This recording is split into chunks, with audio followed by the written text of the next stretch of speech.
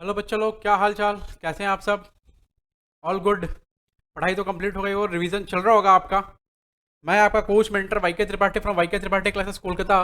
और मैं आपको आज AS16 यानी अकाउंटिंग स्टैंडर्ड 16 बोरोइंग कॉस्ट इसका रिवीजन कराने वाला हूँ। अकाउंटिंग स्टैंडर्ड 16 बोरोइंग कॉस्ट इसका जो रिवीजन है थोड़ा सा वो ये थोड़ा टेक्निकल अकाउंटिंग स्टैंडर्ड है। इसका रिवीजन कराने के लिए आपको कॉन्सेंट्रेशन के साथ बैठना पड़ेगा स्क्रीन के सामने। समझ रहे हैं? ओके। अकाउंटिंग स्टैंडर्ड जो एएस है ये प्रैक्टिकल ज़्यादा है, थ्योरेटिकल कम है। इससे प्रैक्टिकल क्वेश्चन बहुत ज़्यादा पूछे जाते हैं और थ्योरेटिकल क्वेश्चन कम पूछे जाते हैं। केस स्टडीज कम पूछी जाती है, प्रैक्टिकल क्वेश्चन ही पूछे जाते हैं। सबसे पहले तो जो मेरे चैनल पर नए लोग हैं या फिर जिन्होंने पहले सब्सक्राइब कर रखा है वो सभी लोग इस वीडियो को जरूर शेयर करें, क्योंकि शेयरिंग इज केयरिंग। पढ़ेगा इंडिया तभी तो बढ़ेगा इंडिया, और शेयरिंग बहुत जरूरी है। प्लीज आप लोग सभी कोई मिलकर शेयर करें वीडियोस को, जितने भी वीडियोस जा रहे हैं सबको शेयर करें। मैं बहुत कोशिश कर रहा हूं कि जितना कम से कम समय में हो और जितना ज्यादा कंटेंट हो आपको दिया जाए। कम समय में ज्यादा कंटेंट आपको देने की कोशिश कर रहा हूं मैं, और प्लीज आप इस कम समय में ज्यादा कंटेंट को अच्छे से ग्रास्प करें। प्लीज जो नए लोग वीडियो को पहली बार देख रहे हैं वो लोग जो है वो लोग प्लीज इसको चैनल को सब्सक्राइब कर ले, ताकि सब्सक्राइब करने से आपको रेगुलर नोटिफिकेशंस मिलती रहेंगी और आपको पता चलेगा ना कि आपके कौन कौन से अकाउंटिंग स्टैंडर्ड या फिर कौन कौन सी वीडियोस जो आपके काम की हैं आपको देखनी चाहिए। ठीक है, आ जाए जरा। तो हम स्टार्ट करते हैं हमारा लेक्चर आज का। फटाफट एकदम बिना समय गवाएं हम लेक्चर स्टार्ट करते हैं। एप्लीकेबिलिटी, सबसे पहले की बात करूंगा कि ये जो अकाउंटिंग स्टैंडर्ड है ये किस पर एप्लीकेबल है। तो ये एप्लीकेबल टू ऑल एंटिटीज है, सभी एंटिटीज पर एप्लीकेबल है। वो एंटिटीज छोड़कर जिस एंटिटीज पर अकाउंटिंग इन डेस लगता है, तो सभी ऑल एंटिटीज पर ये एप्लीकेबल है। ये जो एएस है वो इक्विटी शेयर कैपिटल और प्रेफरेंस शेयर कैपिटल के साथ डील नहीं करता। पहली बात बताता हूँ, ये एएस उसके साथ डील नहीं करता। यानी ये owners equity and preference share capital not classified as liability. मतलब जब आप फाइनेंशियल इंस्ट्रूमेंट बोल के एक ऐसा अकाउंटिंग स्टैंडर्ड पहले था, अभी वो इंड एएस में तब्दील हो गया। तो आप जब उसको पढ़ेंगे तो उसमें किसी भी कैपिटल के पार्ट में लायबिलिटी कंपोनेंट और इक्विटी कंपोनेंट को अलग अलग किया जाता है। तो उसके अंदर में ये आता है ये वाला पोर्शन। ठीक है, वो यही बोल रहे हैं कि अगर मान लो कोई ऐसा प्रेफरेंशियल कैपिटल इसका जिसमें लायबिलिटी कंपोनेंट इक्विटी कंपोनेंट दोनों ही रहते हैं ऑब्वियसली, तो इक्विटी कंपोनेंट पर अप्लाई नहीं होगा, लायबिलिटी कंपोनेंट पर अप्लाई होगा बस। तो खैर ये आपके उतने काम का तो नहीं है, जो भी है। नाउ अब ये जो एएस है इसका नाम है बोरोविंग कॉस्ट। तो ये जो एएस है इसका नाम है बोरोविंग कॉस्ट। अब बोरोविंग कॉस्ट क्या होता है ये हमें जानना पड़ेगा। बोरोविंग कॉस्ट की अकाउंटिंग कैसे करते हैं ये जानना पड़ेगा। उसको हम अलग अलग फेजेस में ट्रीटमेंट कैसे दिखाते हैं, किस किस तरह से उसका एनालिसिस होता है ये हमें जानना पड़ेगा। तो बोरोविंग कॉस्ट के बारे में हम डिटेल में जानेंगे। आइए जरा, सबसे पहले what is borrowing cost and what are its elements as per AS16। Borrowing cost होता है क्या और AS16 के अनुसार बोरोविंग कॉस्ट का एलिमेंट्स क्या क्या है।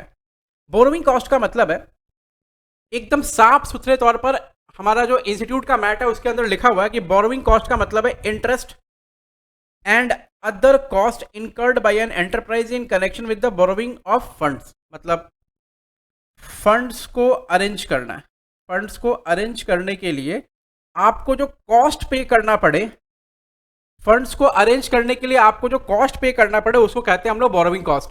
फिर से बोल रहा हूं, फंड्स को अरेंज करने के लिए जो कॉस्ट पे करना पड़े उसको हम लोग कहते हैं बोरोविंग कॉस्ट। तो फंड्स को अरेंज करने के लिए, फंड्स तो भाई इक्विटी से भी अरेंज होता है, फंड्स तो प्रेफरेंस से भी अरेंज होता है, फंड्स तो लोन से भी अरेंज होता है। तो कौन सी चीज का इसमें लेना है फंड्स में?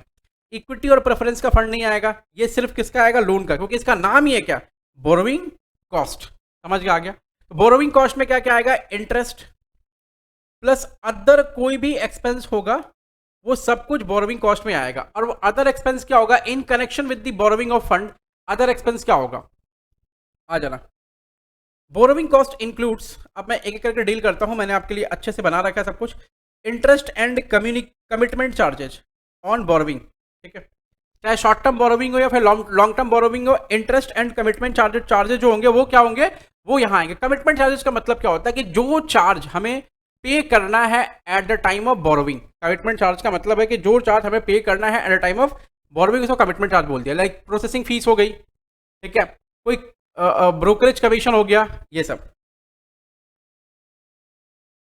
उसके बाद amortization of discount and premium related to borrowings, जैसे हम डिवेंचर्स, जो कि यहाँ मैंने लिख रखा है, डिवेंचर जब हम इशू करते हैं तो डिवेंचर का मान लो अगर इशू प्राइस हमारा 90 रुपीज़ है और हमारा फेस वैल्यू है 100 रुपीज़, फेस वैल्यू 100 रुपीज़, तो ये डिस्काउंट और इशू ऑफ डिवेंचर हो गया 10 रुपये का, तो ये हमारा क्या हो गया, बोरोविंग कॉस्ट। ये 10 रुपये हमारा क्या हो गया, बोरोविंग कॉस्ट। ठीक है, क्योंकि हम वो 90 रुपये अरेंज करने के लिए हमको 10 रुपये का घाटा सहना पड़ रहा है, ये इसलिए ये बोरोविंग कॉस्ट कहलाया। अब देखो हम उसको उससे कह रहे हैं कि भाई देखो 100 रुपये का डिवेंचर है, लेकिन जब हम रिडीम करेंगे तब तुमको 110 रुपये देंगे, इसका मतलब 10 रुपीज़ एक्स्ट्रा देंगे। तो ये 10 रुपीज़ एक्स्ट्रा तो हम तुमको फ्यूचर में देंगे ना, वो भी क्या हमारा है, बोरोविंग कॉस्ट है। मतलब हम पैसा कम ले रहे हैं और एक्स्ट्रा पैसा तुमको वापस कर रहे हैं तुमसे, इसका मतलब है जो एक्स्ट्रा पैसा वापस कर रहे हैं वो हमारा क्या है, अरेंजमेंट ऑफ फंड का कॉस्ट है। वो क्या है, अरेंजमेंट ऑफ फंड का कॉस्ट है। बात समझ में आ रही है? तो बोरोविंग कॉस्ट का मतलब बेसिकली क्या हो गया, बोरोविंग कॉस्ट का मतलब हो गया इंटरेस्ट ये and other cost. And other cost के अंदर ये क्या क्या आ गया, देखो पहला आपको दिखा दिया मैंने। अदर कॉस्ट के अंदर में इंटरेस्ट एंड कमिटमेंट चार्जेस जो भी होगा, प्रोसेसिंग फीस, ये वो करके आता है। Amortisation of discount and premium related to borrowings, तो डिबेंचर्स पे जो हम लोग डिस्काउंट और इशू ऑफ डिबेंचर देते हैं और प्रीमियम पेबल ऑन रिडेम्पशन और डिबेंचर जो देते हैं वो हमारा क्या, दोनों का दोनों बोरोविंग कॉस्ट है। और उसका फुल पोर्शन नहीं आएगा। जैसे मान लो टोटल डिस्काउंट जो है ना, टोटल डिस्काउंट मान लो 100 डिबेंचर है और 10 रुपये का डिस्काउंट आया, ठीक है, मान लो 900 डिबेंचर है, 10 रुपये का डिस्काउंट आया तो 9000 डिस्काउंट हो गया। ठीक है, अब ये 9000 डिस्काउंट मान लो 5 साल में राइट ऑफ करना है, 5 साल में राइट ऑफ करना है, तो कितना आएगा, 9000 डिवाइड बाई 500, 9000, एक सेकंड को, मेरी मैथ्स तो आपके जितनी अच्छी है ना, 9000 डिवाइड बाई 500, 5, 1800, यानी 1800 रुपया पर ईयर क्या होगा हमारा बोरोविंग कॉस्ट में आएगा। मतलब बोला अमोर्टाइज्ड पोर्शन, जो हम अमोर्टाइज करेंगे ये क्या है, अमोर्टाइज पोर्शन है। मान लो प्रीमियम पेबल रिडेम्पशन कितना है, सिक्योरिटी प्रीमियम पेबल रिडेम्पशन है 6000 रुपया, ठीक है, और उसको 3 साल में राइट ऑफ करना है 2000 रुपया पर ईयर, ये हमारा क्या हो गया, बोरोविंग कॉस्ट हो गया। तो अमोर्टाइज पोर्शन जो है ना हर साल हम बोरोविंग कॉस्ट मानेंगे, बस और कुछ नहीं है। तीसरा amortization of ancillary cost relating to borrowings. अभी ancillary cost relating to borrowings का मतलब क्या हो गया, जैसे मान लो सिक्योरिटी इशू करेंगे हम, तो क्या देते हैं, अंडरराइटिंग कमीशन। सिक्योरिटी मतलब सर डिबेंचर इशू करेंगे मार्केट में, तो हमको हो सकता है अंडरराइटर के थ्रू इशू करवाएं। अंडरराइटर्स क्या होता है आपको पता है कि जो सिक्योरिटी हमारा बाई करता है और बाई करके बिकवाता है मार्केट में, तो अंडरराइटिंग कमीशन देंगे तो भी क्या होगा, बोरोविंग कॉस्ट कहलाएगा। कमीशन किसी को देंगे तो भी बोरोविंग कॉस्ट कहलाएगा। जैसे लोन वगैरह लेने के लिए कमीशन वगैरह देते हैं। Finance charges for asset acquired under finance lease, देखो ये खैर आपके सिलेबस में नहीं है, ये कवर्ड है इन AS 16 में, AS 19 में, तो ये AS 19 में हम डील करेंगे, अभी इसको डील नहीं करेंगे, इसे बात करने से मतलब नहीं है। एक्सचेंज डिफरेंस, एक्सचेंज डिफरेंस का मतलब है क्या कि मान लो अगर हमने लोन लिया है 46 रुपये में, ठीक है, और लोन लिया है 46 रुपये में और 48 रुपया जो हमारा वैल्यू हो गया, ठीक है, तो ये 2 रुपया, ये 2 रुपया बढ़ गया इसका वैल्यू, उसको कैसे हम दिखाएंगे, और वो हमारा एक्सचेंज डिफरेंस जो है ना, ये एक्सचेंज लॉस 2 रुपये का, वो कैसे ट्रीट होगा। तो बोला discuss separately in this chapter, आगे हम डिस्कस करेंगे इसके बारे में। तो बोरोविंग कॉस्ट का एलिमेंट क्या क्या हो गया, इंस्टीट्यूट ने यही लिख रखा है, क्या क्या, A number interest and other commitment charges, B number amortisation of discount and premium payable redemption, C number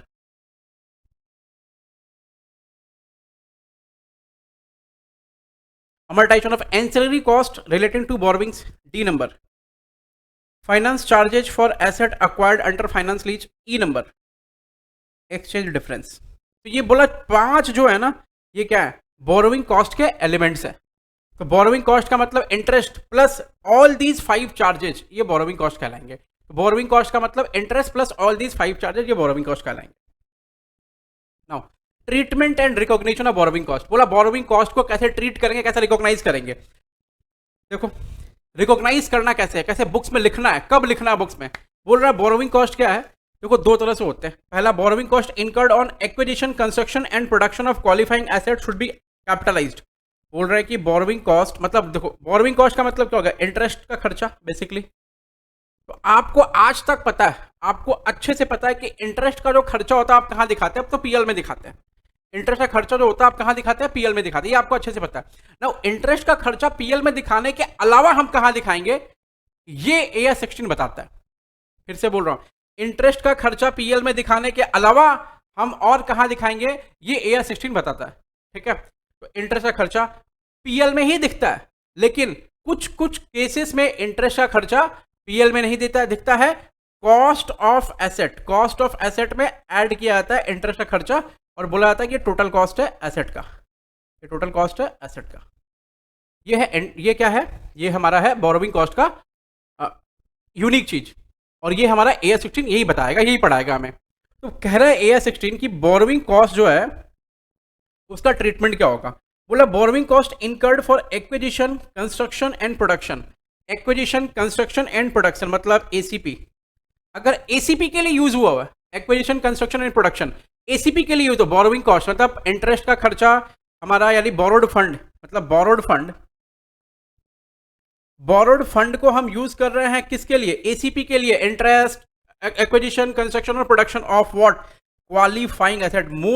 most promising thing over here is qualifying asset. अगर बोरोविंग कॉस्ट इनकर हो रहा है ऑन एक्विजिशन, कंस्ट्रक्शन और production of qualifying asset should be capitalised. क्या करेंगे फिर उसको हम कैपिटलाइज करेंगे। कैपिटलाइज करने का मतलब क्या हो गया सर, एसेट के कॉस्ट में ऐड कर देना। कैपिटलाइज करने का मतलब क्या हो गया, एसेट के कॉस्ट में ऐड कर देना। अगर बोरोविंग कॉस्ट इनकर नहीं हो रहा है क्वालिफाइंग एसेट के लिए, तो वो कहां जाएगा, पीएल में राइट ऑफ होगा। मतलब अगर बोरोविंग कॉस्ट क्वालिफाइड एसेट के लिए, क्वालिफाइंग एसेट के लिए ACP, क्वालिफाइंग एसेट के ACP के लिए यूज हो रहा है, तो क्या होगा, कैपिटलाइज करेंगे। और अगर बोरोविंग कॉस्ट क्वालिफाइंग एसेट के लिए यूज नहीं हो रहा तो क्या करेंगे, पीएल में डालेंगे। तो ये रिकॉग्निशन है बोरोविंग कॉस्ट का। फिर से बोल रहा हूं, बोरोविंग कॉस्ट जो बोरोड फंड है, वो बोरोड फंड अगर क्वालिफाइंग एसेट के लिए, एसेट के एक्विजिशन, कंस्ट्रक्शन या प्रोडक्शन के लिए यूज हो रहा है, तो इसका मतलब बोरोविंग कॉस्ट को क्या करना है, कैपिटलाइज करना है। और अगर बोरोविंग कॉस्ट क्वालिफाइंग एसेट के एक्विजिशन, कंस्ट्रक्शन और प्रोडक्शन के लिए यूज नहीं हो रहा है, इसका मतलब उसको पीएल में डालना। नॉर्मल सी बात है, एकदम नॉर्मल सी बात है। तो कैपिटलाइज करना और पीएल में डालना समझा दिया आपको। उसके बाद नाउ क्वेश्चन आया कि भैया एक्विजिशन, कंस्ट्रक्शन और प्रोडक्शन का मतलब होता है गेटिंग रेडी फॉर सेल और यूज बाय द एंटिटी। मतलब या तो एंटिटी उसको खुद यूज करेगी या फिर वो सेल के लिए रेडी हो रहा है, इसको बोलते हैं एक्विजिशन, कंस्ट्रक्शन एंड प्रोडक्शन, ठीक है। अब बात है कि भाई क्वालिफाइंग एसेट का मतलब क्या होता है। क्वालिफाइंग एसेट का मतलब क्या होता है, क्वालिफाइंग एसेट का मतलब जो सब्सटेंशियल पीरियड लेता है get ready for its intended use और सेल। जो भी कोई चीज, जो भी कोई एसेट, अगर मान लो वो सब्सटेंशियल पीरियड लेता है गेटिंग रेडी फॉर यूज या फिर गेटिंग रेडी फॉर सेल, जो सब्सटेंशियल पीरियड लेता है गेटिंग रेडी फॉर यूज या गेटिंग रेडी फॉर सेल, उसको हम क्वालिफाइंग एसेट कहते हैं। तो बात आती है कि भाई सब्सटेंशियल पीरियड का मतलब क्या होता है। तो सब्सटेंशियल पीरियड का मतलब क्या होता है, सब्सटेंशियल पीरियड ऑफ टाइम का मतलब क्या होता है। देखो, सब्सटेंशियल पीरियड ऑफ टाइम का मतलब है पीरियड ऑफ 12 मंथ्स और मोर। सब्सटेंशियल पीरियड का मतलब है, सब्सटेंशियल पीरियड का मतलब है 12 मंथ्स और मोर। और एग्जामिनेशन में आप लेस देन 12 मंथ पीरियड भी अज्यूम कर सकते हैं। Basically substantial period of time हो जाता है, फैक्ट टू फैक्ट बेसिस पे वैरी करता है। किस तरह का सब्जेक्ट है, किस तरह का एसेट है, किस तरह की प्रोडक्शन है, उस पर डिपेंड करता है। एग्जांपल के तौर पे मैं एक दो ले लेता हूं, अभी आता हूं, मैं एग्जांपल लेता हूं। इसका मतलब है कि बोरोविंग कॉस्ट अगर किसी एसेट के एक्विजिशन, कंस्ट्रक्शन या प्रोडक्शन पे यूज हो रहा है और वो एसेट का एक्विजिशन, कंस्ट्रक्शन या प्रोडक्शन 12 महीने या उससे अधिक का समय लगा रहा है, इसका मतलब है कि भैया वो क्वालिफाइंग एसेट है और उस पर लगने वाला बोरोविंग कॉस्ट जो है वो क्या होगा, कैपिटलाइज करना है, उसको पीएल में नहीं डालना। बात खत्म हो गई। बात खत्म हुई कि नहीं हुई, जल्दी बताओ मेरे को, बात खत्म हुई कि नहीं हुई। यस सर, बात खत्म हुई। समझ आ रहा है, यस सर समझ आ रहा है, वेरी गुड। मैंने कुछ एग्जांपल्स ले रखे बोरोविंग कॉस्ट की। बोरोविंग कॉस्ट होता क्या है, सॉरी क्वालिफाइंग एसेट है। क्वालिफाइंग एसेट होता है क्या, बिल्डिंग्स। बिल्डिंग को बनने में कितना टाइम लगता है, बिल्डिंग को बनने में सर 2 महीना, 3 महीना, 4 महीना, 5 महीना, 6 महीना, 8 महीना, 10 महीना, साल भर, 10 साल, 15 साल लग सकता है। किस तरह की बिल्डिंग है डिपेंड करता है, ठीक है। इसका मतलब ये क्वालिफाइंग एसेट है कि नहीं है सर, क्वालिफाइंग एसेट है। सब्सटेंशियल पीरियड ऑफ टाइम लेते हैं ये रेडी होने के लिए, इसका मतलब ये क्वालिफाइंग एसेट है। प्लांट एंड मशीनरी बनता है, वो भी क्वालिफाइंग एसेट है, सब्सटेंशियल पीरियड ऑफ टाइम लेता है। शिप्स एंड एयरक्राफ्ट बनने में सब्सटेंशियल पीरियड ऑफ टाइम लगता है, वो क्या है, क्वालिफाइंग एसेट है। पावर जनरेशन यूनिट उनको भी बनने में क्या होता है, सब्सटेंशियल पीरियड टाइम लगता है, वो भी क्या है, क्वालिफाइंग एसेट है। इन्वेस्टमेंट प्रॉपर्टीज का मतलब जैसे मान लो मैं घर बना करके रेंट पे दे रहा हूँ, ठीक है, तो उसको भी बनने में क्या होता है, सब्सटेंशियल पीरियड ऑफ टाइम लगता है, इसलिए वो ही qualifying asset, property constructed for rental. आप इंडिया 41 आप इंडिया से पढ़ेंगे इसको। Shares debentures are not qualifying asset, ये क्वालिफाइंग एसेट नहीं होते। इन्वेंट्री सच एज लिकर या ऑन डिमांड, क्या लिखा मैंने, ऑन डिमांड कार्स जो है ना वो हमारी क्या होती है, लिकर या ऑन डिमांड कार्स, उनको बनने में सब्सटेंशियल पीरियड ऑफ टाइम लगता है। जैसे मान लो तुमको पता ना वाइन, शराब जितनी महंगी उतनी ज्यादा बेटर, जितनी महंगी उतनी ज्यादा बेटर, जितनी महंगी उतनी ज्यादा, सॉरी जितनी पुरानी उतनी ज्यादा महंगी, जितनी पुरानी उतनी ज्यादा बेटर, ठीक है, इस तरह वाइन के लिए बोलते हैं। तो वाइन जो होता है ना, वाइन जो होती है उसको बनने में, उसको बैरल्स वगैरह में रखते हैं, बहुत सालों तक रखते हैं, तो उसको बनने में सब्सटेंशियल पीरियड ऑफ टाइम लगता है। तो उस पर जितना इंटरेस्ट कॉस्ट लगे वो सारा का सारा इंटरेस्ट कॉस्ट क्या करेंगे, वो सारा का सारा इंटरेस्ट कॉस्ट कैपिटलाइज करते हैं, वो सारा का सारा इंटरेस्ट कॉस्ट क्या करते हैं, कैपिटलाइज करते हैं। जैसे कार से, जैसे मान लो हम ऑर्डर देकर के कार बनवा रहे हैं, जैसे बड़ी बड़ी कंपनी जो, जैसे बिग बॉय टॉयज कंपनी जो हो गई, जैसे एस्टन मार्टिन, ये सब कार जो हो गई क्या ना, ये सब रेडी फॉर्मेट में नहीं मिलती है। ये सब क्या होता है, ये सब कार को बनाने की आप ऑर्डर देंगे, ऑन ऑर्डर वो बना के देंगे आपको। तो ऑन ऑर्डर बना के देंगे तो सब्सटेंशियल पीरियड ऑफ टाइम लगेगा, इसका मतलब वो क्या है, वो क्वालिफाइंग एसेट है। वैसे नॉर्मल कार भी जो बनती है वो उसको ही बनने में बहुत बहुत बहुत टाइम लगता है, तो वो भी सब्सटेंशियल पीरियड ऑफ टाइम लेती है, वो भी क्या क्वालिफाइंग एसेट है। रूटीन इन्वेंट्री का मतलब है, जैसे मान लो पिज्जा, तो पिज्जा बनने में कितना टाइम लगता है, आप दिन भर खड़े रहो तो 1000 पिज्जा बना देगा वो एक दिन में, ठीक है। इसका मतलब क्या, वो क्वालिफाइंग एसेट नहीं है, सब्सटेंशियल पीरियड ऑफ टाइम नहीं लगता। जैसे पानी का बोतल है, ठीक है, जैसे बाबू बिस्लरी पानी का बोतल अपना, उसको बनने में सब्सटेंशियल पीरियड ऑफ टाइम नहीं लगता, वो एक दिन में क्या 1 लाख बोतल बना देगा, समझ लेना। डब्बा छोटा छोटा कंटेनर वगैरह, ठीक है, वो क्या होता है, उसको वो 1 लाख पीस बना देगा एक दिन में, तो उसको बनने में सब्सटेंशियल पीरियड ऑफ टाइम नहीं लग रहा है। इसका मतलब क्या, वो क्वालिफाइंग एसेट नहीं है। तो क्वालिफाइंग एसेट क्या क्या है वो आपको बता दिया, और आप समझ जाएंगे क्वालिफाइंग एसेट क्या क्या नहीं है, ठीक है। थोड़ा मैं जल्दी जल्दी जाऊंगा, और जानबूझ के जल्दी जल्दी जाऊंगा क्योंकि ये जाना जरूरी है। Development of intangible asset, intangible asset का मतलब पेटेंट, ट्रेडमार्क, कॉपीराइट, या फिर कोई सॉफ्टवेयर, ठीक है, जिसको बनने में सब्सटेंशियल पीरियड ऑफ टाइम लगता है, वो सब भी क्या होंगे, क्वालिफाइंग एसेट कहलाएंगे। नाउ एकदम इसको याद रखना, इंपॉर्टेंट है, परीक्षा में पूछता है, क्वेश्चन में पूछता। उसके बाद following assets are not regarded as qualifying asset, मतलब ये क्वालिफाइंग एसेट नॉट क्यू है, क्वालिफाइंग एसेट नहीं है। कौन कौन से, वर्किंग कैपिटल क्वालिफाइंग एसेट नहीं है, इन्वेस्टमेंट कहीं भी क्वालिफाइंग एसेट नहीं है, कंप्यूटर्स क्वालिफाइंग एसेट नहीं है, व्हीकल्स क्वालिफाइंग एसेट नहीं है, advance for technical know how and other assets for purchase, ये क्वालिफाइंग एसेट नहीं है। ये बहुत इंपॉर्टेंट है, एग्जाम में क्वेश्चन बना के इसे पूछता है, याद रखना, इसका नाम आप रट लेना, एकदम रट लेना। Now note number 4, how to calculate amount to be capitalise, हम कैसे कैलकुलेट करेंगे कि अमाउंट कितना कैपिटलाइज होना है। देखो जरा, अब हम क्या कैपिटलाइज कर रहे हैं, इंटरेस्ट को कैपिटलाइज कर रहे हैं। तो इंटरेस्ट को कैपिटलाइज करने के लिए क्या करना पड़ेगा, सबसे पहले इंटरेस्ट निकालो।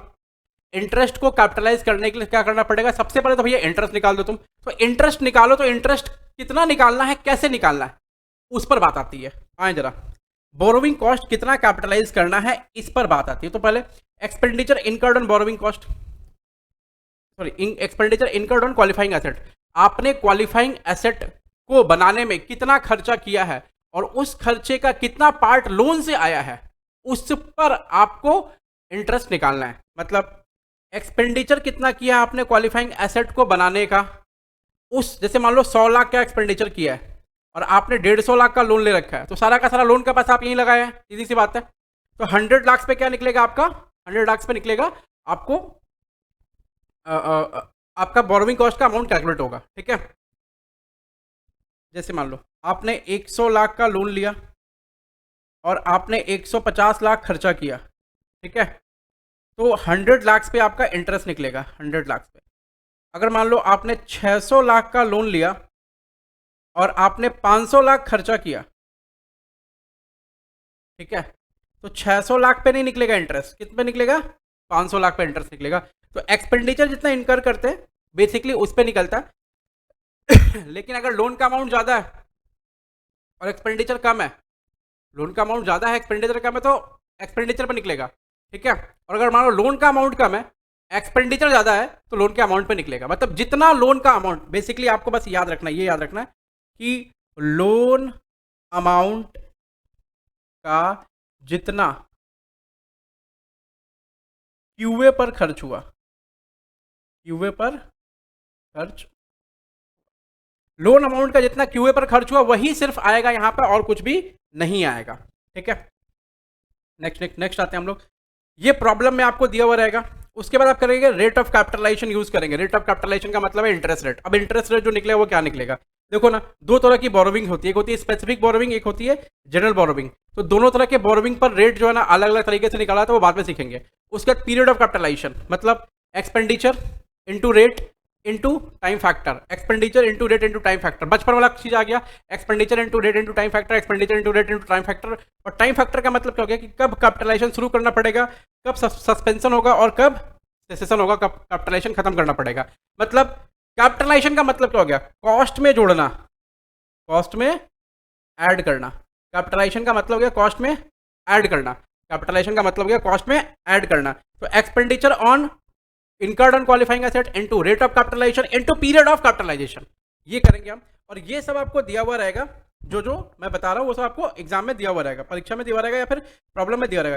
एक्सपेंडिचर हमेशा प्रॉब्लम में दिया रहेगा, इससे हमें कैलकुलेट करना पड़ेगा और इसको हमें समझना पड़ेगा, सीखना पड़ेगा। ठीक है, आगे बढ़ते हैं। Note number 5, how to calculate rate of capitalisation और रेट ऑफ बोरोविंग। देखो ये वाला पोर्शन मैं पहले सिखा रहा हूँ कि रेट ऑफ कैपिटलाइजेशन या रेट ऑफ बोरोविंग कैसे कैलकुलेट करना है, ये मैं पहले आपको समझा देता हूं। आ जाओ। There are two types of borrowing, specific borrowing and general borrowing. Now अब मैं डिटेल में यह बताऊंगा कि स्पेसिफिक बोरोविंग का मतलब क्या होता है, जनरल बोरोविंग का मतलब क्या होता है।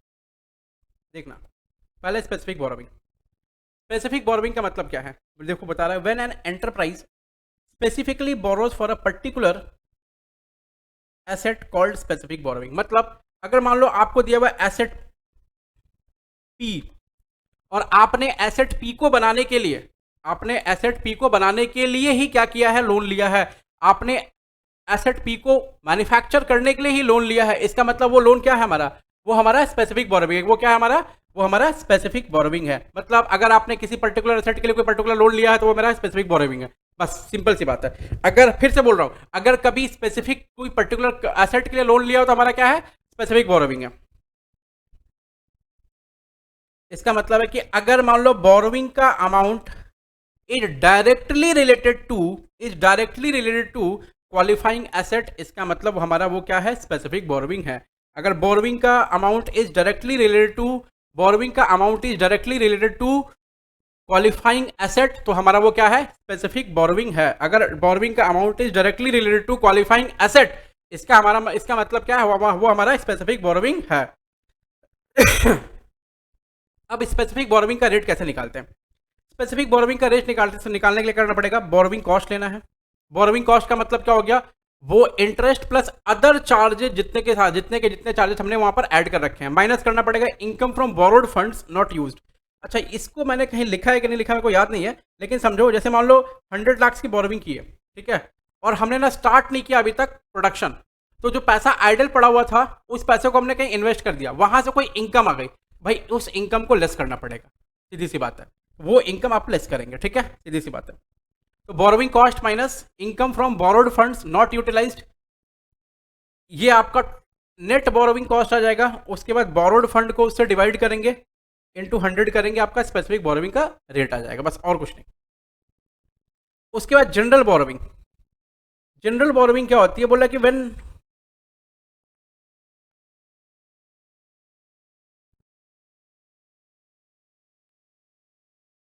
borrowings has no direct relationship with any particular qualifying asset called general borrowing. जब बोरोविंग का कोई पर्टिकुलर क्वालिफाइंग एसेट के साथ में रिलेशन नहीं है, मतलब वो बोरोविंग जो हमने की है वो क्वालिफाइंग एसेट 1 2 3 4 5 6 जितने क्वालिफाइंग एसेट है सब पे कुछ ना कुछ यूज हो रहा है, इसका मतलब वो क्या है, जनरल बोरोविंग है, वो स्पेसिफिक बोरोविंग नहीं है, ठीक है, वो जनरल बोरोविंग है, वो स्पेसिफिक बोरोविंग नहीं है।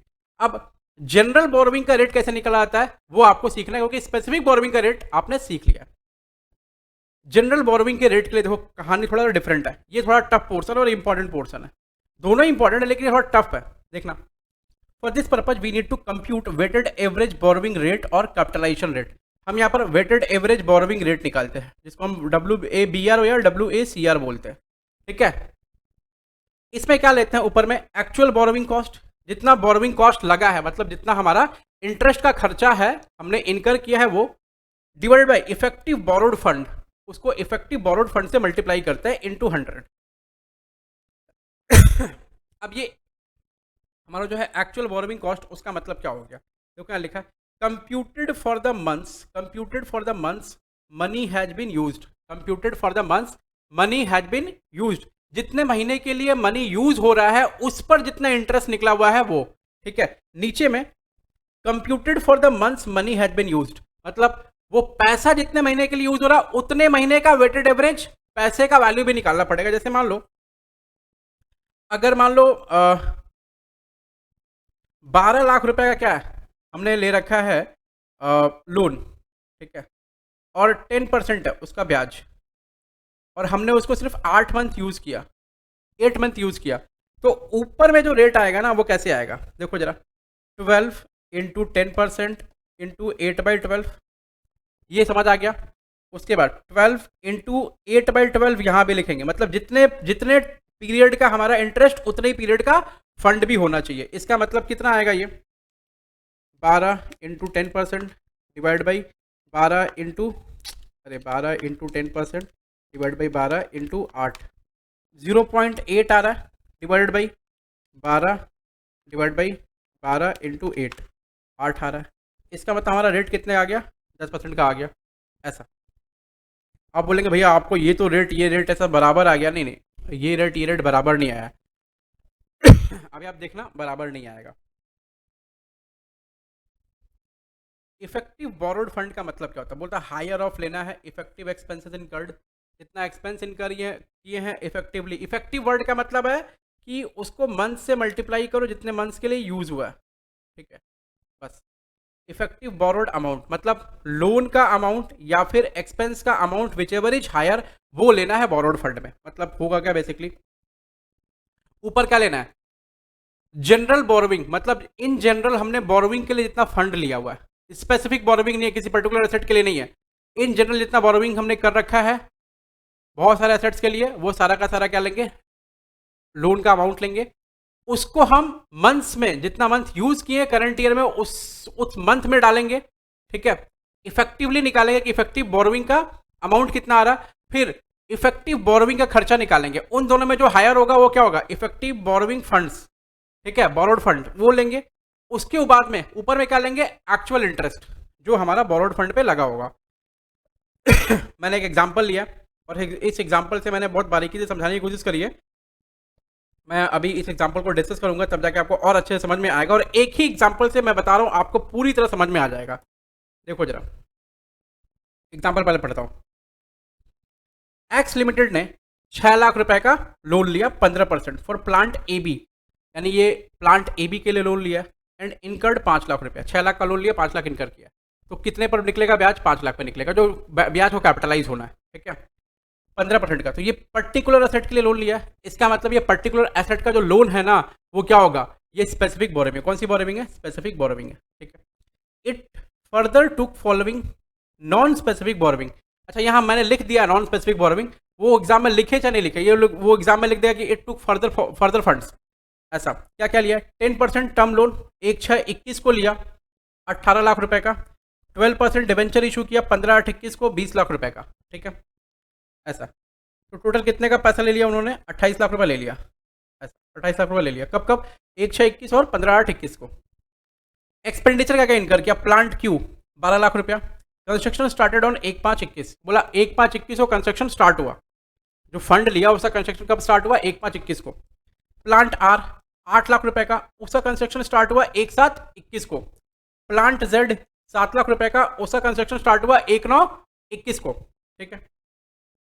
फंड लेने का देखो दिन अलग अलग है और कंस्ट्रक्शन का स्टार्ट होने का दिन अलग अलग है, ठीक है। फिर देखो सवाल आगे बढ़ता है कि construction of all asset completed on 31/22, बोला 31/22 को सबका सब कंप्लीट हो गया, तो एक बार बोल देना प्यार से, हर हर महादेव जय शिव शंभू।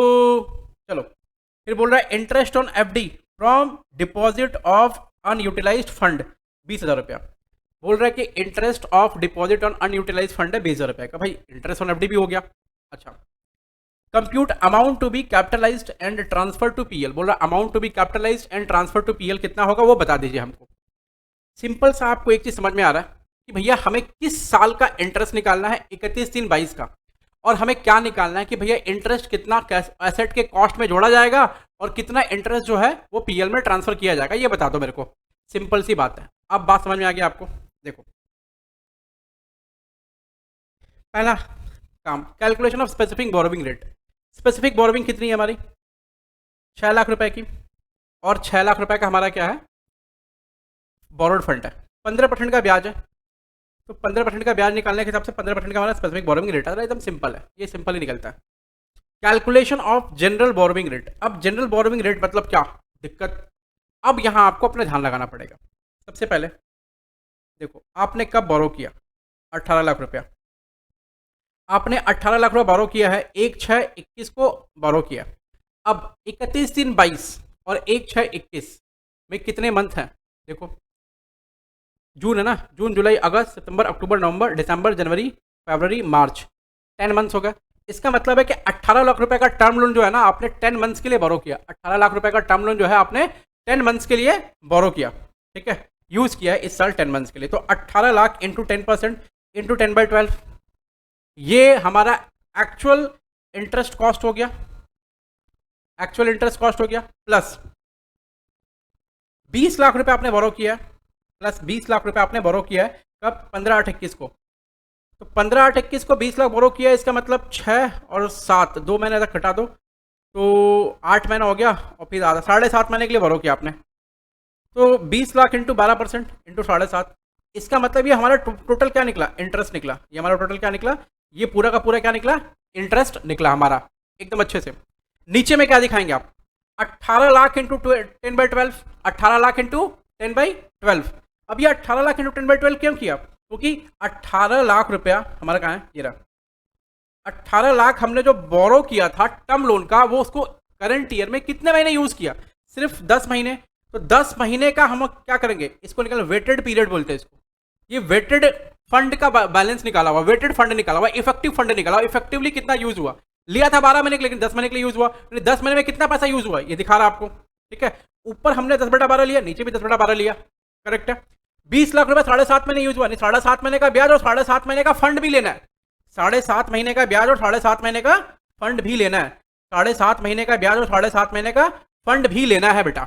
7.5 महीने का ब्याज, 7.5 महीने का फंड, बोलो हाँ हाँ हाँ।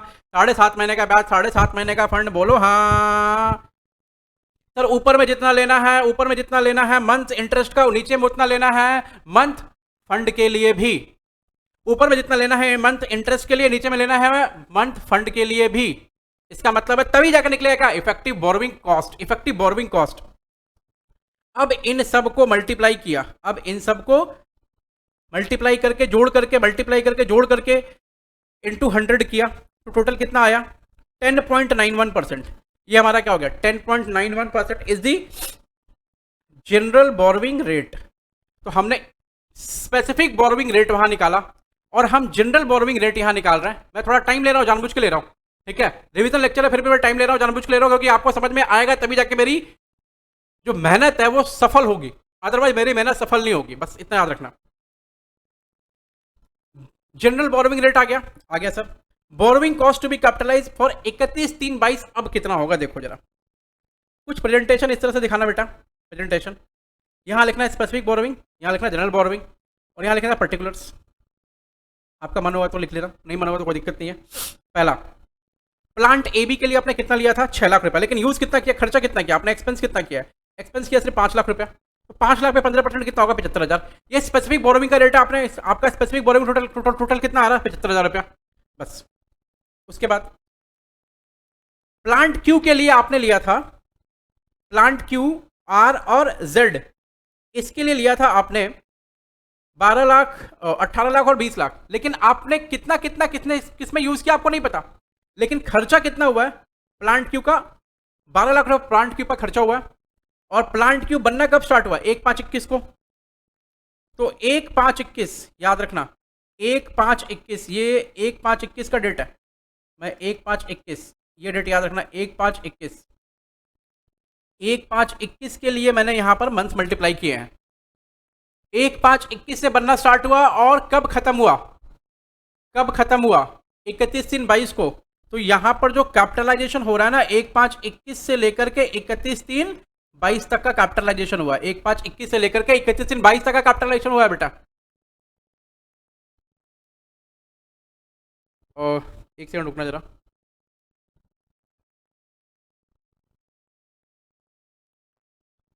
एक सेकंड रुक जाना बस।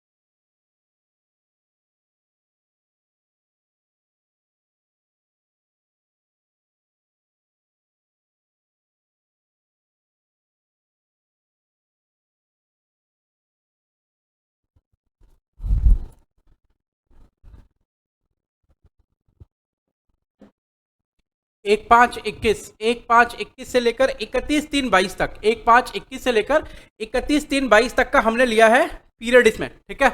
तो आपको जब यहाँ पीरियड लेना है तो कब से लेना है, जब जिस दिन से एसेट का कंस्ट्रक्शन चालू हुआ उस दिन से लेकर ईयर एंड तक। अगर मान लो डेट नहीं दिया हुआ है तो आप लोन वाला डेट ले लेंगे चुपचाप। डेट नहीं दिया तो लोन वाला डेट ले लेंगे। डेट नहीं दिया है तो लोन वाला डेट ले लेने का। समझ में आ रहा है सबको? ओके, अभी ठीक है सब कुछ। तो प्लांट के ऊपर हमने 12 लाख खर्च किए, ये क्या है, एक्सपेंस है। उस एक्सपेंस पर 10.91% से क्या लगेगा, जनरल बोरोविंग रेट इनटू जितने दिन में एसेट बनकर तैयार हुआ। तो 1,20,010 रुपया हमारा आ रहा है स्पेसिफिक जनरल बोरोविंग का अमाउंट इसमें प्लांट क्यू में। ये जेड है शायद। तो 8 लाख इंटू 10.91% इंटू 9/12। 9/12 क्यों हुआ, कहाँ से लिया हमने, कहाँ से लिया है, देखो यहाँ से लिया, 1/7 से लिया, 1/7/21 से, और ये 1/9/21 से है। ये 1/7/21 से लेकर 31/3/22 तक, और ये 1/9/21 से लेकर 31/3/22 तक। क्या है, 7 लाख इंटू 10.91% इंटू 6/12, 38,185 रुपया। टोटल 2,23,655 रुपया हमारा क्या हो गया, जनरल बोरोविंग कॉस्ट हो गया। और स्पेसिफिक बोरोविंग कॉस्ट हो गया हमारा कितना, 75,000 रुपया। तो ये टोटल जो है ना मिला करके कैपिटलाइज हो जाएगा। ये टोटल मिलाकर के कैपिटलाइज हो जाएगा, कैपिटलाइज हो जाएगा। 75,000 प्लस 2,23,655। इसकी एंट्री क्या होगी, asset account debit to bank या फिर बोरोविंग कॉस्ट। 75,000 प्लस 2,23,655। अच्छा, समझ आ गया आपको भी? चलिए बोल रहा है कि general borrowing cost capitalise should not exceed its actual borrowing cost. मतलब जनरल बोरोविंग कॉस्ट जो कैपिटलाइज करेंगे ना वो एक्चुअल बोरोविंग कॉस्ट से एक्सीड नहीं होना चाहिए। जनरल बोरोविंग कॉस्ट कितना कैपिटलाइज करें, 2,23,655 रुपया। 2,23,655, 2,23,655। एक्चुअल बोरोविंग कॉस्ट कितना है इसका, देखो जरा यहाँ दिखा देता हूँ आपको मैं, 3 लाख रुपया दिख रहा है, 3 लाख। बोला 3 लाख से एक्सीड नहीं होना चाहिए। ये अबाउट हम ये अमाउंट आप याद रखेंगे। ये फिल्टर है, समझ लो, नीचे फिल्टर लिखा हुआ है छन्नी में, यहाँ से बोरोविंग कॉस्ट गिरेगा जनरल बोरोविंग कॉस्ट, और छन के क्या निकलेगा, सिर्फ वही जो कैपिटलाइज होना है। तो आपको एक सवाल के थ्रू समझाया मैंने कि कितना कितना क्या क्या लगेगा और कैसे कैसे लगेगा। आ जाना। अब note number 6, condition for capitalisation. बोला कैपिटलाइजेशन के लिए क्या कंडीशन है बेटा, कैपिटलाइजेशन के लिए कंडीशन क्या, कब कैपिटलाइजेशन चालू करेंगे, कब कैपिटलाइजेशन खत्म करेंगे। और बहुत इंपॉर्टेंट चीज है, ठीक है। इसको 3 पार्टे पढ़ते हैं। कमेंसमेंट ऑफ कैपिटलाइजेशन, स्टार्ट कब होगा, सेसेशन ऑफ कैपिटल, ये सस्पेंशन होगा, यहाँ सेसेशन लिखा हुआ, सस्पेंशन होगा, सस्पेंशन होगा ये, सस्पेंशन।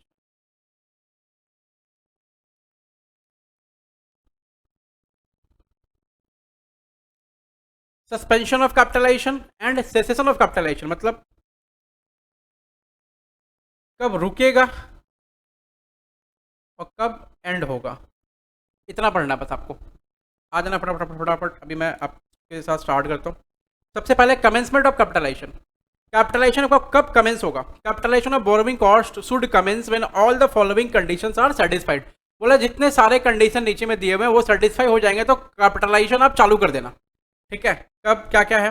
बोल रहा है expenditure for acquisition construction of production of qualifying asset is incurred. मतलब आपने एक्विजिशन यानी एसीपी के लिए आपने खर्चा इनकर कर लिया, एसीपी के लिए आपने खर्चा इनकर कर लिया। दूसरा, borrowing cost are being incurred. बोला बोरोइंग कॉस्ट मतलब आपने इंटरेस्ट भी पेमेंट कर दिया। Okay, activities that are necessary to make asset for its intended use और सेल आर इन प्रोग्रेस। बोल रहा है कि जो एक्टिव डेवलपमेंट इसको बोलते हैं, एक्टिव डेवलपमेंट मतलब एक्टिव डेवलपमेंट चालू है, मतलब जो काम आप एक्विजिशन कंस्ट्रक्शन प्रोडक्शन वो काम चालू है, वो बंद नहीं हुआ अभी तक, वो काम चालू है, वो बंद नहीं हुआ है अभी तक। ठीक है, आ जाओ। ये तीन कंडीशन सेटिस्फाई हो रहा है, ये तीन कंडीशन सेटिस्फाई हो रहा है तभी जाकर के क्या होगा, कमेंसमेंट ऑफ कैपिटलाइजेशन चालू होगा। कमेंसमेंट ऑफ कैपिटलाइजेशन चालू होगा, तीन कंडीशन सेटिस्फाई होगा तभी जाकर कमेंसमेंट ऑफ कैपिटलाइजेशन चालू होगा। तीन कंडीशन सेटिस्फाई होगा तभी जाके कमेंसमेंट ऑफ कैपिटलाइजेशन चालू होगा। कमेंसमेंट ऑफ कैपिटलाइजेशन कब चालू होगा? तीन कंडीशन। कौन कौन सी कंडीशन? सर, क्यूए के लिए आपने खर्चा इनकर कर लिया, बोरोइंग कॉस्ट इनकर कर लिया है और एक्टिव डेवलपमेंट चालू मतलब काम प्रोग्रेस में है। सस्पेंशन ऑफ कैपिटलाइजेशन, कब कैपिटलाइजेशन को सस्पेंड कर दिया जाएगा? सस्पेंड करने का मतलब जैसे आप स्कूल में आप कोई गलती करते हैं सस्पेंड करते हैं टेम्पोररी पीरियड के लिए, वैसे ये है। Capitalisation of borrowing cost shall be suspended during the period in which active development was interrupted.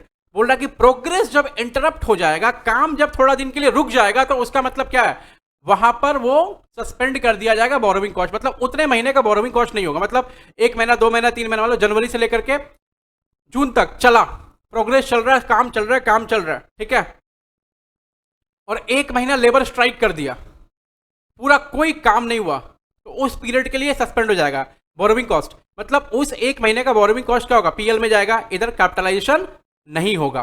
Clear हो गया बात? मतलब सस्पेंशन का मतलब उस एक महीने के लिए बोरोइंग कॉस्ट पीएल में जाएगा, इधर कैपिटलाइज नहीं होगा, कॉस्ट ऑफ एसेट में नहीं जोड़ेंगे, निकालेंगे जरूर लेकिन जोड़ेंगे नहीं कॉस्ट ऑफ एसेट में।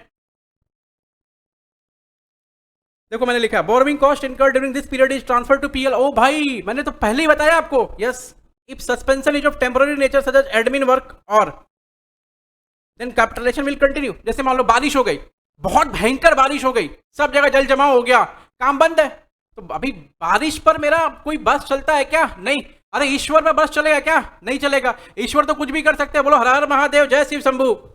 ईश्वर में बस नहीं चलता बेटा, अपना अपना बस सिर्फ अपने पर चलता है, ईश्वर की बात हम सुनते हैं सिर्फ और कुछ नहीं करते। मतलब बारिश हो गई, ठीक है, सस्पेंशन का रीजन मटेरियल नहीं है। जैसे ये जो मेट्रो वगैरह बन रहा है ना, मेट्रो वगैरह, इस मेट्रो वगैरह में क्या हुआ, कभी मान लो पानी का लेवल ऊपर नीचे हुआ तो अंदर जो हम बना रहे हैं उसमें कोई दिक्कत आया, कलकत्ता मेट्रो जो बन रहा है, तो उस एक महीने के लिए काम सस्पेंड है, तो कोई दिक्कत नहीं, काम सस्पेंड है तो उस महीने का भी इंटरेस्ट क्या हो, कैपिटलाइज होगा। अगर टेम्पोररी नेचर का सस्पेंशन है तो समझो, क्योंकि अब पानी को ठीक से नहीं मैनेज करेंगे तो क्या होगा, सब पानी पानी हो जाएगा। ठीक है, उसके बाद बोरोइंग कॉस्ट कब सेसेशन हो जाएगा, बोरोइंग कॉस्ट का कब खत्म होगा, borrowing cost, sorry borrowing cost का कैपिटलाइजेशन कब खत्म होगा, मतलब कब से बोरोइंग इंटरेस्ट का खर्चा को कॉस्ट ऑफ एसेट में कब से नहीं जोड़ना है।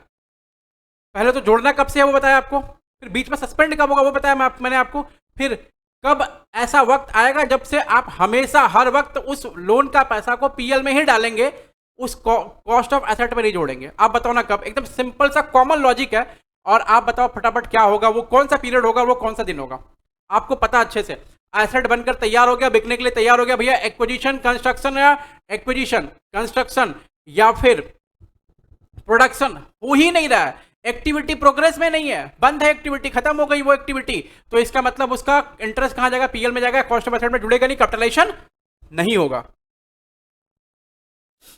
देखो capitalisation of borrowing cost shall be ceased from the date when asset is ready for use, मतलब एसेट जब रेडी फॉर यूज या सेल के लिए हो जाएगा तब कैपिटलाइजेशन खत्म हो जाएगा। फिर हम कैपिटलाइजेशन कॉस्ट में नहीं करेंगे, फिर हम क्या करेंगे, जो भी इंटरेस्ट का पैसा आएगा पीएल में डालेंगे। Okay, after cessation borrowing cost is to be written off in PL.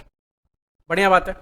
अब आ जाओ एक छोटी सी चीज, if completion of work is in phases, अगर फेजेस में हो रहा है तो कंप्लीशन ऑफ वर्क फेजेस में हो रहा है, जैसे ये कहाँ कहाँ पर आएगा पता है, रोड बनता है बड़ा बड़ा उसमें आएगा, ब्रिजेस बनता है उसमें आएगा, और कहाँ आएगा, ये जो कोलकाता का मेट्रो बन रहा है ना अंडर वाला, ठीक है, जो मतलब पानी नहीं, मतलब जहां पानी खत्म है उसके बाद जहां जमीन चालू है उसके अंदर से जा रहा है, ठीक है, उसमें फेज आएगा। जैसे पावर जनरेटिंग यूनिट है, सीईएससी है, सीएससी अपना पावर जनरेटिंग यूनिट लगा रहा है कहीं पे, ठीक है, और यूनिट में 10 फेज है, 10 फेज में यूनिट कंप्लीट होगा। फेज 1 फेज 2, फेज 1 मतलब जो आपका एसी डीसी फेज आता है वो फेज नहीं, फेज का मतलब ये हो गया कि जो पावर जनरेटिंग यूनिट है उसमें 10 पार्ट है, उस 10 पहला पार्ट बनेगा तब जाकर दूसरा पार्ट बनेगा, तब तीसरा पार्ट बनेगा, तब चौथा पार्ट बनेगा, ठीक है, ऐसा।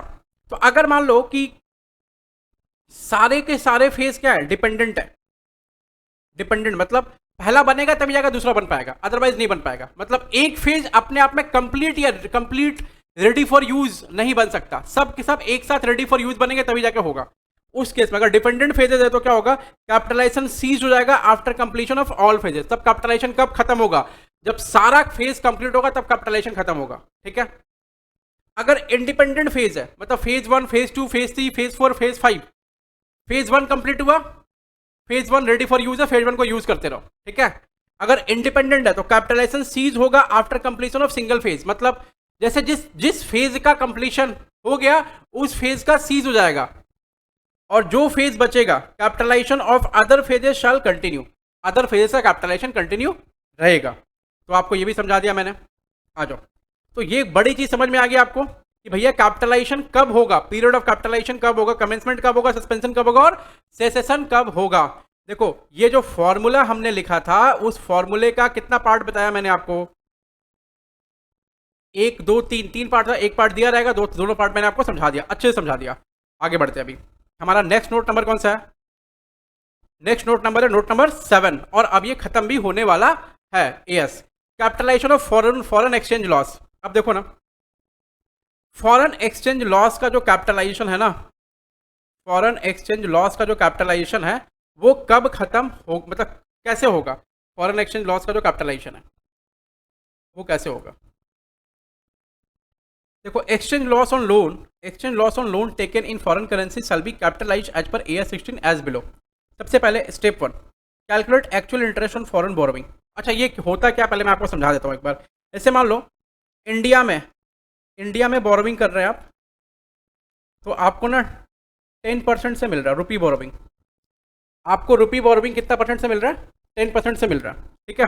तो आप चलेगा यूएस, ठीक है, बोले हम डॉलर बोरोइंग करेंगे, डॉलर बोरोइंग आपको कितना पड़ता है, 6% पड़ता है, आपको डॉलर बोरोइंग पड़ता है 6%।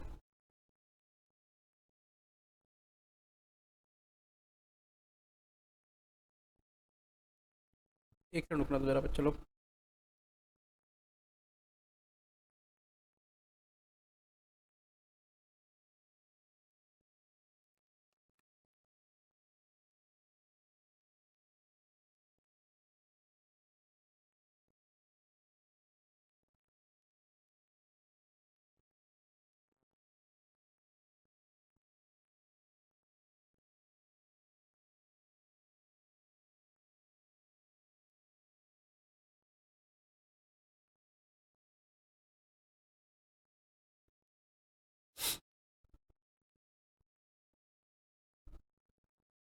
तो ये बहुत इंपॉर्टेंट पार्ट है, हाँ एकदम, इस पे क्वेश्चन पूछता है।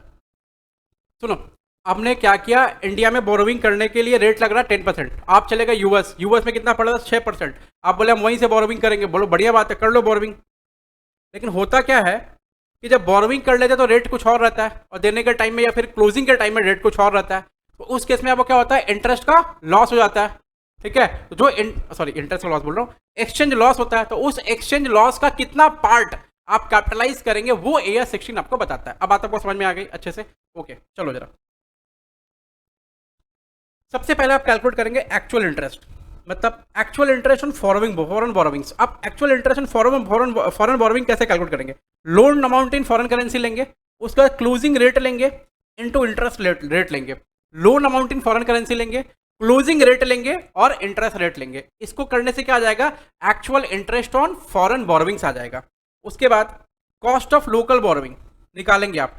कॉस्ट ऑफ लोकल बोरोविंग का मतलब हो गया कि अगर इंडिया में बोरो करते तो कितना रुपया ब्याज लगता, इंडिया में बोरो करते तो कितना रुपया ब्याज लगता।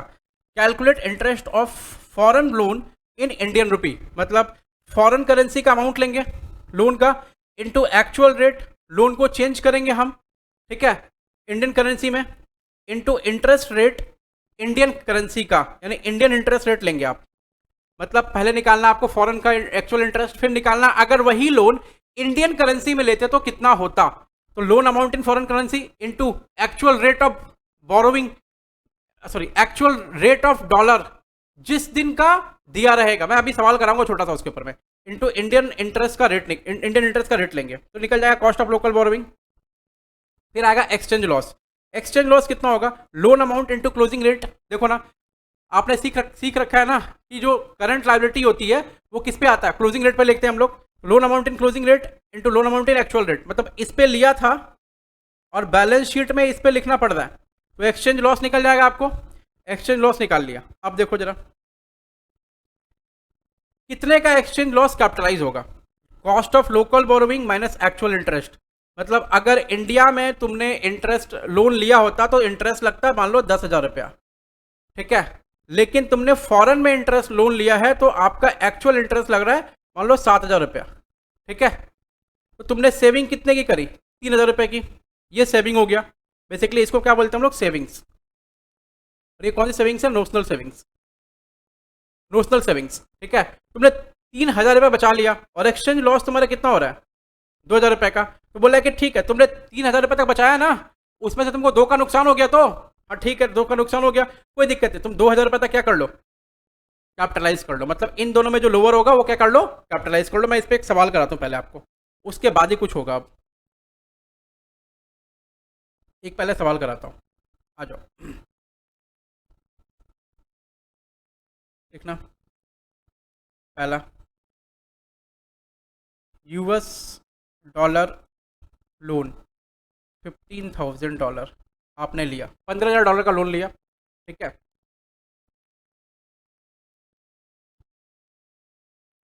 Rate of interest, interest dollar में जो रेट ऑफ इंटरेस्ट है वो कितना है? 6% पर एनम। और रुपी में रेट ऑफ इंटरेस्ट है वो है 10% पर एनम, ऐसा 10% पर एनम। डॉलर में इंटरेस्ट रेट है 6% पर एनम और रुपये में इंटरेस्ट रेट है 6%, 10% पर एनम। तीसरा,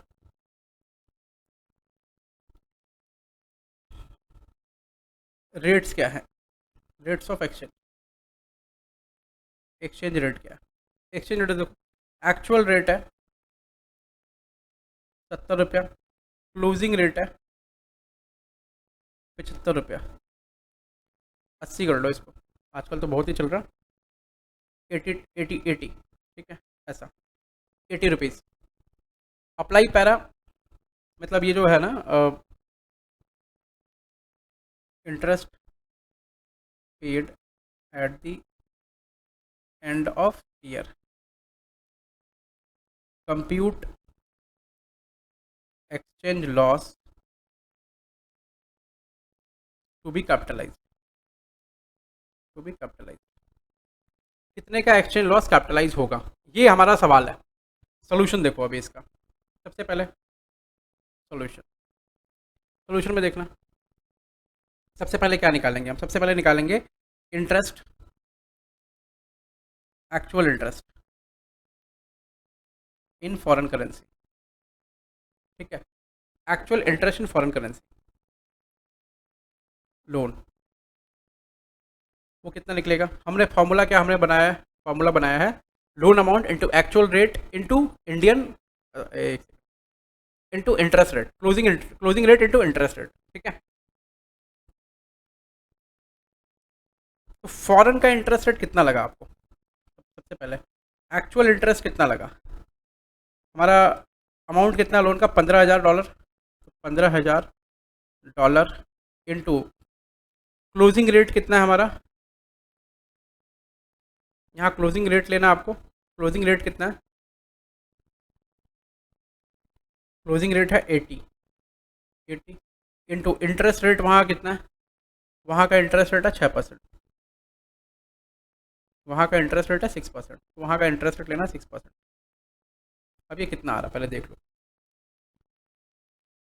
तो 15,000 इंटू 80 इंटू 6%, 72,000 रुपया। 72,000 रुपये का इंटरेस्ट इंडियन रुपये के हिसाब से आपको देना पड़ता है फॉरेन में। ठीक है, पहला ये निकाल लिया। दूसरा, इंटरेस्ट इन इंडियन रुपी मतलब cost of local borrowing. Cost of local borrowing,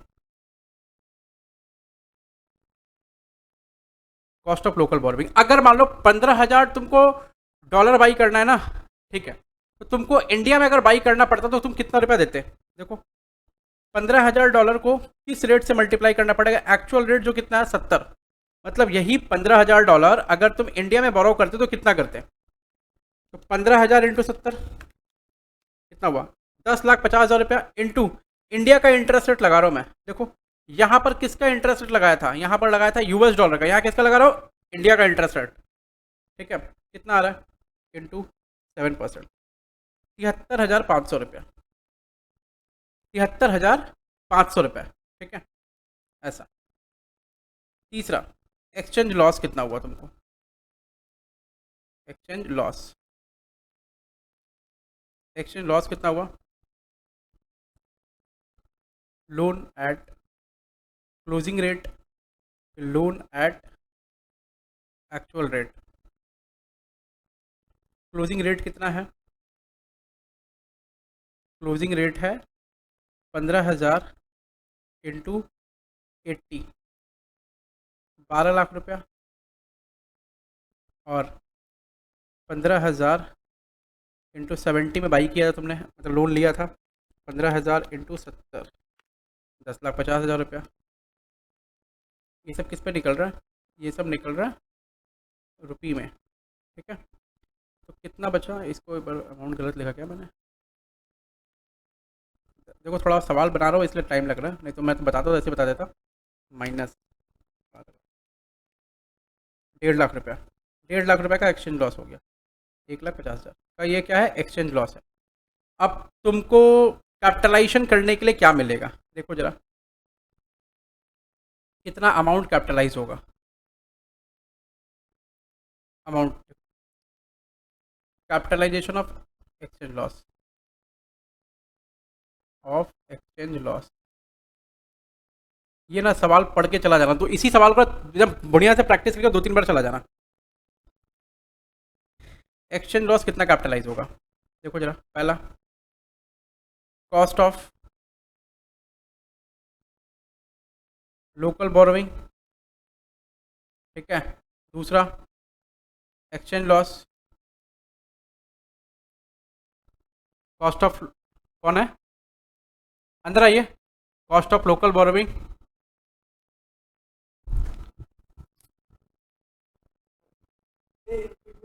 हाँ हाँ हाँ, कॉस्ट ऑफ लोकल बोरोविंग।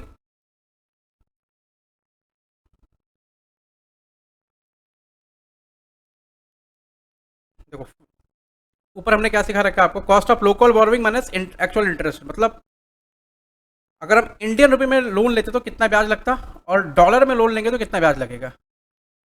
तो एक्चुअल इंटरेस्ट, इसको मैं थोड़ा छोटा कर देता हूँ एक बार।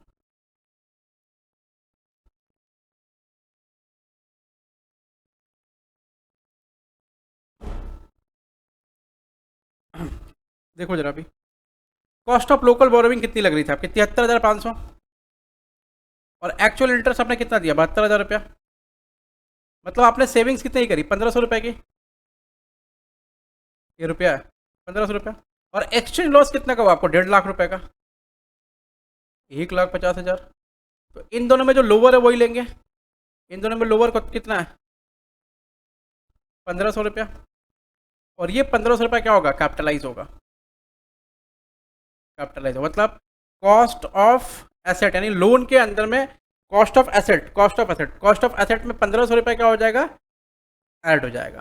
ठीक है, कॉस्ट ऑफ एसेट में 1,500 रुपया क्या होगा? ऐड हो जाएगा। मैंने आपको सिखा रखा है, अच्छे से 2 बार देख लेना बेटा, एकदम अच्छे से देख लेना। ठीक है, आ जाओ। अब डिस्क्लोजर, क्या डिस्क्लोजर देंगे? सबका डिस्क्लोजर पढ़ के जाने का पूछता है कभी कभी। अकाउंटिंग पॉलिसी क्या अडॉप्ट किया आपने बोरोविंग कॉस्ट के लिए, वो बता दो। और कितना अमाउंट ऑफ बोरोविंग कैपिटलाइज किया ड्यूरिंग द ईयर, ये बता दो। तो फाइनली हमारा बोरोविंग कॉस्ट भी कंप्लीट हुआ। और 1 घंटे का लेक्चर रहा, बोरोविंग कॉस्ट का थोड़ा ज़्यादा लेक्चर रहा। पढ़ाई अच्छे से करो। सीए बनना बस एक ही लक्ष्य होना चाहिए कि जिस दिन सीए बन जाओगे उस दिन दुख दर्द तकलीफ सब कुछ खत्म हो जाएगा। बहुत सारी जिम्मेदारी सबके पास होती है। कभी कभी कोई इंसान किसी किसी जिम्मेदारी को निभाने के लिए कभी कभी क्या होता है, कुछ नहीं कर पाता है। लेकिन जितना समय मिले उतना समय पढ़ाई को दो। जिस दिन सीए बनोगे बेटा उस दिन लाइफ बहुत सिक्योर हो जाएगी, फाइनेंशियल सिक्योरिटी बहुत ज़्यादा मिलेगी आपको। ठीक है, तो आज के लिए बस इतना ही। शुक्रिया, फिर मिलते हैं अगली क्लास में। और प्लीज़ चैनल को सब्सक्राइब करना ना भूलना। और प्लीज़ प्लीज़ प्लीज़ वीडियो को ज़रूर शेयर करना, क्योंकि आपका जो सपोर्ट है वो हमारी ताकत है। ठीक है, बस और कुछ नहीं कहूँगा। Bye, good night.